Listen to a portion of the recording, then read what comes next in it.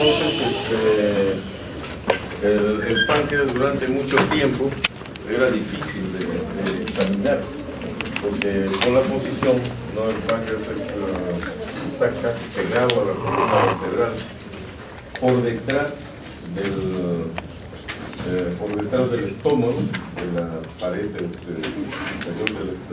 exterior del estómago, y prácticamente en la parte derecha o izquierda llega hasta la región del vaso, la región esplénica, ¿no? Y en la parte derecha prácticamente está unido a la segunda porción del duodeno. Vamos a ver desde ese punto de vista esta anatomía es importante de tenerla en cuenta, ¿no? Media hora.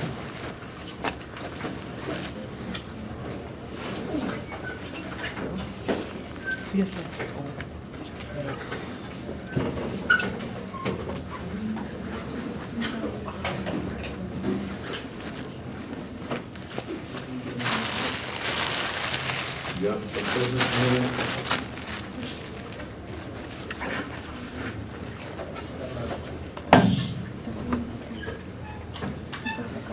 Bien, acá ven ustedes, por ejemplo, lo que les estaba manifestando, ¿no? Dónde se encuentra localizado el páncreas. El páncreas es un órgano además muy irrigado, ya que es una glándula, ¿no? Fundamentalmente la función es glandular, tanto de secreción externa como de secreción interna. Entonces, ¿quiénes tienen a cargo la secreción interna en el páncreas? Los islotes de Langerhans, ¿no? Donde se producen, ¿no? Estas hormonas que son de secreción interna. Entre ellos, importantísimo, vamos a hacer la insulina, ¿no? Bien, miren, el páncreas entonces recostado muy cercano a la columna vertebral. Por detrás del páncreas están pasando grandes vasos importantes, como por ejemplo los vasos mesentéricos. Aquí tienen ustedes la arteria mesentérica y la vena mesentérica. La vena mesentérica, como ven acá hacia la parte superior, se une con la esplénica y van a formar la vena porta, ¿no? La vena porta. El cuello pancreático prácticamente está a nivel de la vena porta.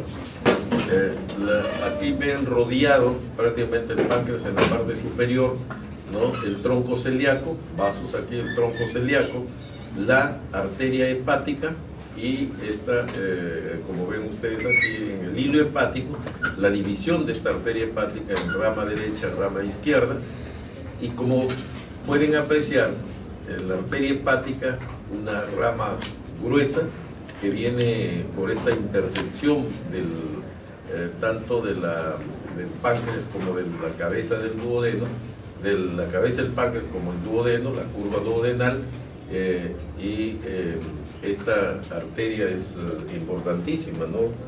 Porque esa arteria, cuando se erosiona, en el caso de las úlceras, por ejemplo, úlceras pépticas, que se encuentran en la segunda porción del duodeno, el sangrado es muy intenso, que a veces hay que intervenir de urgencia a un paciente por el sangrado, ¿no? Y a veces es difícil de cohibirlo. Ahora operamos muy pocos casos de úlcera péptica porque el tratamiento es fundamentalmente médico, pero las complicaciones, ¿no? Que también las tratan los gastroenterólogos, la mayoría de ellas, ¿no? Porque ahora pueden utilizar con el endoscopio ligaduras, pueden utilizar grampas, pueden inyectar sustancias, etcétera, etcétera. Entonces con eso hacen pero hay algunos casos en que ya no pueden hacer más y esos casos ya van a la cirugía de urgencia. Esta arteria entonces tiene esa importancia. ¿Cómo se llama esa arteria? ¿Cómo se llama esa arteria? La gastroduodenal, ¿no? Porque viene entre la parte del estómago, inclusive parte de acá, y el duodeno. Entonces esta arteria viene hacia abajo y da ramas aquí, ¿no? Las pancreáticas y también toda la rama que después va a ir en el estómago, porque aquí hemos retirado el estómago para poder ver más claramente toda la parte pancreática, ¿no? Tiene la forma de un martillo y este conducto que está ocupando todo la extensión, toda la extensión del páncreas, cola, cuerpo, cabeza pancreática, es el conducto de Wirsung. Este conducto de Wirsung es el que lleva justamente la secreción externa, o sea, el jugo pancreático con todas las enzimas correspondientes. En la parte superior de la cabeza, fundamentalmente, tenemos nosotros este pequeño conducto, mucho más pequeño que el Wirsung, que es el conducto de Santorini, que desemboca en forma aislada en relación con el conducto de Wirsung. Más bien el conducto de Wirsung, en la mayoría de los casos, se une con el conducto colédoco que ven ustedes acá y forma lo que se conoce con el nombre de ampolla de Vater, ¿no? De ampolla de Vater. Generalmente los tumores que se encuentran localizados a este nivel, ¿no?, y que producen obstrucción de la vía biliar se llaman tumores periampulares. Periampulares porque están cerca a la papila. Uno de ellos es el ampuloma o cáncer de ampolla de Vater. Esta causa un 10% es la responsable de las obstrucciones biliares, ¿no?, por neoplasias, el 10%. El otro es el propio cáncer de la cabeza del páncreas, porque el cáncer de la cabeza del páncreas primero va a comprimir y después puede infiltrar inclusive el colédoco, ¿no?, intrapancreático, y se produce una obstrucción biliar hacia la parte superior, ¿no? Entonces se produce obstrucción biliar, el cáncer de cabeza del páncreas. Por eso es frecuente, ¿no?, de que el cáncer de cabeza del páncreas, la mayor parte de los casos, 70-80%, van a cursar con ictericia, ¿no?, estos pacientes. Y el otro es un cáncer que puede nacer del propio epitelio o del ducto biliar, o sea, del colédoco intrapancreático, ¿no? Y a eso se llaman colangiocarcinomas. Colangiocarcinomas. Entonces acuérdense que puede haber colangiocarcinoma en cualquier tumor que se encuentre en esta vía. Los colangiocarcinomas aquí son intrahepáticos o colangiocarcinoma distal que produce obstrucción acá, ¿no? Entonces tenemos que de los periampulares son cuatro tumores que se conocen con el nombre de periampulares, ¿no? Uno de ellos es el cáncer de ampolla de Vater, el otro el colangiocarcinoma intraductal distal, ¿no?, del colédoco. El otro es el cáncer de páncreas, de la cabeza del páncreas, el cáncer de la cabeza del páncreas. Y el otro es el cáncer periduodenal periférico a la ampolla de Vater. Entonces, estos cánceres también de esta zona pueden infiltrar y pueden obstruir la vía biliar y producir obstrucción y producir ictericia.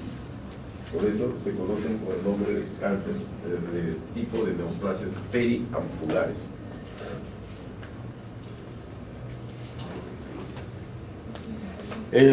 Hay que tener muy en cuenta, dentro de esta cabeza pancreática, esta zona, justo a este nivel, como ven ustedes, muy pegadito, en unos más, en otros menos, muy pegadito a los vasos mesentéricos, a la vena en primer lugar, e inclusive algunos por la parte posterior hasta la arteria, ¿no? A esa zona pancreática se conoce con el nombre de páncreas uncinatum. ¿Y por qué es importante? Porque si nosotros tenemos una neoplasia localizada a este nivel, mientras más cercano y mientras más se profundice este proceso uncinatus por detrás de los vasos mesentéricos, la infiltración de los vasos mesentéricos va a ser mucho más fácil, ¿no? Y vamos a tener algún caso, por ejemplo, de lo que hemos llamado que es operable, ¿no? Pero que entramos y vemos que ya está infiltrando los vasos mesentéricos. Entonces ahí nomás para la operación, porque es irresecable, ¿no? Y esta es la zona más difícil que tenemos nosotros de disecar, esta zona del proceso uncinatus, ¿no? Porque hay una serie de vasitos pequeños aquí en esta zona que están irrigando el proceso uncinatus, que vienen o de la vena, donde drenan los vasos, o de la arteria que nutren acá este lugar, pero los más frágiles son los de la vena. Entonces, cuando vemos procesos uncinatos que son más difíciles, que están metidos, ¿no? Para disecar eso, tenemos que hacerlo con muchísimo cuidado. Utilizar, en este caso, se utiliza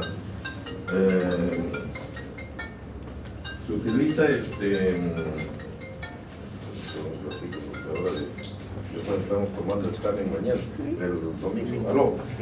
Aló, sí. Sí.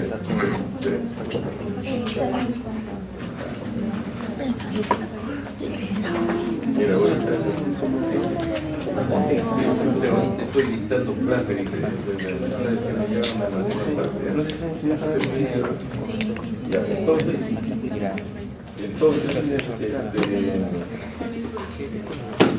aquí nosotros tenemos que disecar con muchísimo cuidado esta zona y hacerlo con estas pincitas de mosquito, separar con pincita de mosquito y con mucho cuidado, porque si se produce un desgarro acá, el problema es que sangra, y sangra así en cantidad. Y cuando sangra, los cirujanos, si no son expertos, se ponen nerviosos, porque es un sangrado que fluye y fluye. Entonces empiezan a poner pinzas, y cuando se dan cuenta, ya han alterado toda la parte, por lo menos de la vena mesenteria. Y querer hacer en ese momento, arreglar eso que sangra más y más, cuando quieren solucionar el problema, el paciente ya hizo una trombosis mesentérica y el paciente se va a morir, ¿no? Hizo un problema acá que es bastante difícil de poder solucionar, ¿no? Yo recuerdo un caso que estaban presentando, no de cáncer, inclusive era de otro problema de úlcera, cuando todavía estábamos entrando a la cirugía laparoscópica, ¿no? Creo que fue un grupo de profesores americanos que habían venido a una ciudad, Uberlândia se llama, del Brasil, y se hizo un gran congreso en el Brasil, ¿no? Y había unas tremendas pantallas en salones enormes, ¿no? Que en esa parte los brasileños pues son, ¿no? el país más grande del mundo, ¿no? Entonces a veces hacen unas construcciones y veíamos una tremenda pantalla donde se estaba pasando todas las operaciones de demostración que iban a hacer los americanos en ese congreso. Entonces entró un grupo a operar, me acuerdo que era algo de úlcera péptica acá, y empezó a sangrar y se metieron a esta zona justamente, ¿no? Y empezaron ahí que sangraba, una hora y media, y no podían detener el sangrado, no lo podían detener. Entonces todo el mundo que estaba en la reunión ahí opinaba, ¿no? Claro que ellos no escuchaban, pero porque nosotros veíamos, me parece que no había retransmisión. Y todo el mundo decía, pero ¿por qué no la convierte? Si ya esto es un sangrado que no lo puede cohibir con la cirugía laparoscópica, debía abrir al paciente y ya pues solucionar el problema, ¿no? Pero resulta que ellos, por demostrar, por eso es bien difícil eso de hacer demostraciones así públicas de una cirugía, ¿no? Porque viene el ego a veces del cirujano también de querer terminar su operación. Miren, si hace una demostración, ¿no? Quiere demostrar que realmente eso, ¿no? Entonces el paciente terminó prácticamente con un sangrado, ¿no? Ya no se vio mal la operación. Y al siguiente día nos informaron que el paciente se había muerto. O sea, por una demostración, imagínate, el paciente se murió. ¿Por qué? Pues justo entraron en esta zona. ¿Y qué habían hecho? Ya habían ligado los vasos mesentéricos y todo lo demás, ¿no? Cuando entraron, el paciente se complicó y prácticamente murió en una demostración quirúrgica. Bueno, siempre hay que tener cuidado con esta zona, ¿no? Pues yo siempre les digo, claro, algunos quizás, ¿no? En algún momento van a ser cirujanos, conocerse las duodenopatectomías.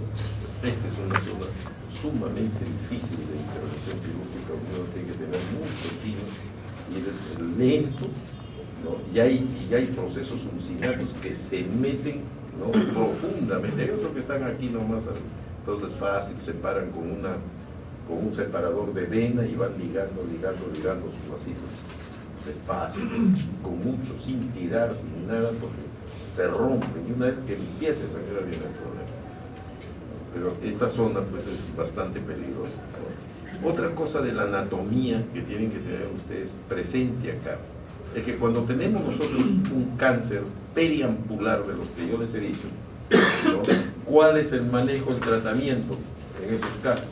La duodenopancreatectomía. Porque esta zona prácticamente está unida, ¿no? Anatómicamente está unida. Entonces, querer separar esto para hacer, por ejemplo, tratar un cáncer de ampolla o un cáncer, no, tratar de separar y extirparlo por muy pequeño que sea, es peligroso de dejar tumor y de tener más complicaciones. Entonces, siempre que hay un tumor periampular, definitivamente no, salvo en los casos, por ejemplo, de ampolla de váter, porque generalmente cuando tenemos nosotros un tumor de ampolla de váter, el 75% de los tumores son malignos y un 25% son adenomas. Entonces los adenomas podemos extirparlos, ¿no? Y se puede extirpar con una técnica especial aquí, prácticamente enucleándolo y yendo hacia la parte profunda y reconstruyendo, pero el tumor benigno. Pero en tumores malignos, definitivamente hay que hacer duodenopancreatectomía. No queda otra alternativa, ¿no?, para el tratamiento quirúrgico. Estas características no hacen, pues, miren, del páncreas que no es fácil de abordarlo y tienen que ser personas con mucha experiencia, equipos, ¿no?, con mucha experiencia, ¿no?, que hacen. Antes nosotros en el hospital operábamos de todo, ¿no? Algunos habíamos adquirido una experiencia porque operábamos con cantidades de pacientes, ¿no?, que podíamos hacer, pero para todos los cirujanos no pueden tener una experticia, no pueden tener una experiencia muy grande, porque los casos no son tantos, ¿no? Entonces, si todos quieren operar páncreas, lo más probable es que van a tener complicaciones. De ahí que la mortalidad operatoria, dependiendo, ¿no?, de los grupos que operan, cuando se hace duodenopancreatectomía, es del 5 al 30%, imagínense. O sea que si entran inexpertos, la posibilidad de que se muera un paciente que operen, ¿no?, de 100, 30 se mueren. 30 se mueren. En cambio, si entra alguien de experiencia, la mortalidad operatoria, ¿no?, está por debajo del 5%. Ese es 2%, 3%, ¿no?, de mortalidad operatoria. Porque siempre estas cirugías tienen complicaciones, ¿no? Pero mucho menor que si lo hacemos con grupos inexpertos, ¿no?, o que tienen poca experiencia, o que manejan, pues operan 2 casos al año, ¿no? Entonces, en el hospital Rivadriati, por ejemplo, yo he trabajado, nosotros tomamos una determinación para dividir los servicios, ¿no? Esa fue una opinión que yo traje de Brasil, cuando hice muchos años atrás una estancia en el Hospital de las Clínicas Sao Paulo, ¿no?, donde prácticamente traje toda la cirugía de esófago que se hace en el hospital, lo hicimos con toda la escuela que nosotros creamos ahí, ¿no?, que yo traje como experiencia. Pero en este Hospital de las Clínicas yo encontré que estaban divididas las cirugías. Había un grupo, por ejemplo, que operaba esófago, un grupo estómago, un grupo hígado, un grupo páncreas, un grupo colon y recto. Y eso lo traje, hablé con el jefe de departamento de esa época y después de un tiempo comprendió las cosas y ahora ven que está dividido. Y posteriormente también siguieron el mismo camino en el Almenara, ¿no? Entonces hay grupos que operan determinadas cirugías, hacen determinadas cirugías, ¿no? Y ya esas pues ya es la super especialización, ¿no? En medicina, en cirugía, las cosas avanzan tanto, por eso aquí en el Perú, en este momento tenemos por lo menos, y más, porque todavía no hemos entrado a ver las nomenclaturas finales, pero hay más de 80 especialidades en la medicina que ustedes pueden escoger. Cuando terminan, ¿no?, pueden escoger cualquiera de esas especialidades. Y hay unas que uno tiene que hacer, que son las subespecialidades, que uno tiene que hacer primero una especialidad y después hacer la otra, la que por eso se llama subespecialidad. No sé por qué le pusieron sub, debía ser supra, ¿no? Porque es más que, pero más que la especialidad en sí, ¿no? Bien.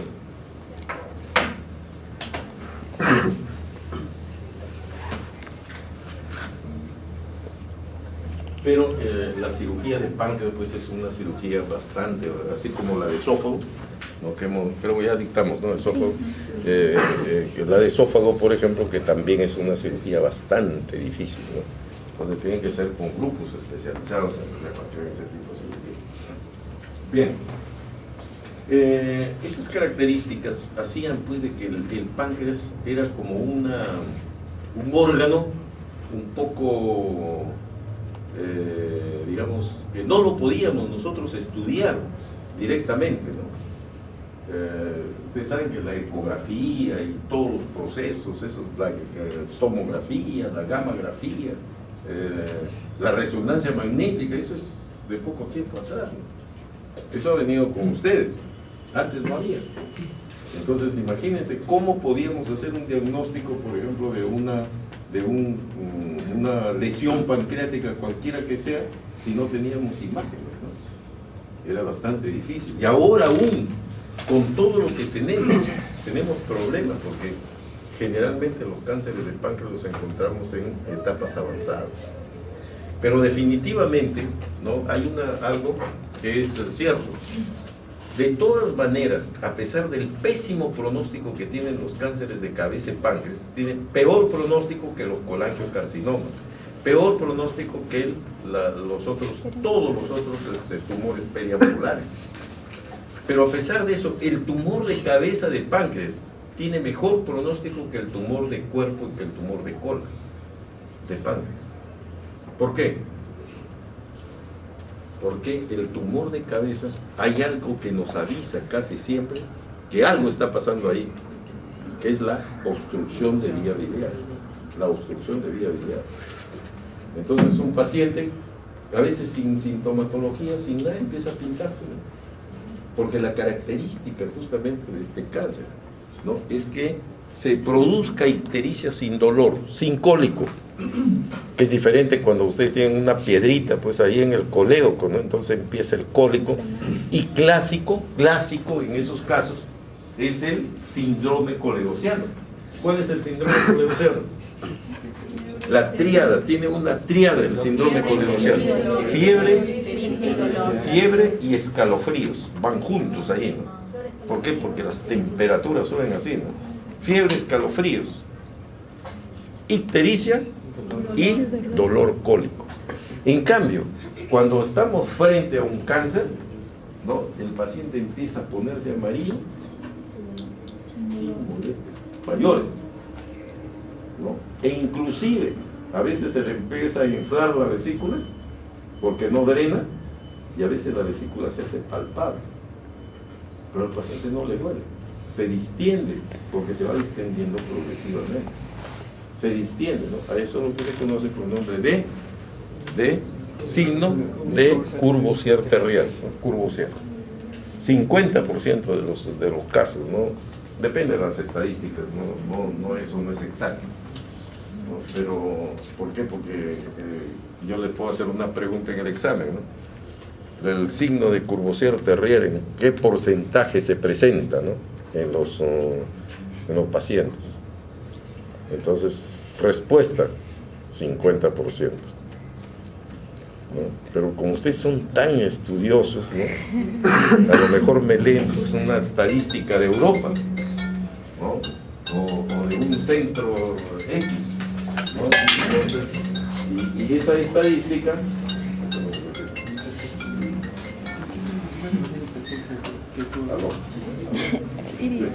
sí. ¿Qué dice? 50% del signo de curvatura real. El signo. Que tú vayas diciendo el coeficiente real sea cáncer de pan. Ya, sí. La hoja de vida.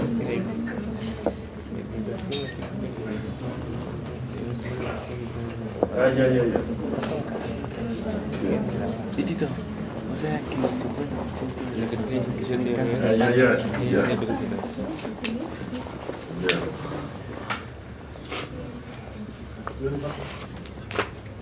Ah, caramba. Ah, qué bien. Ya. Sí.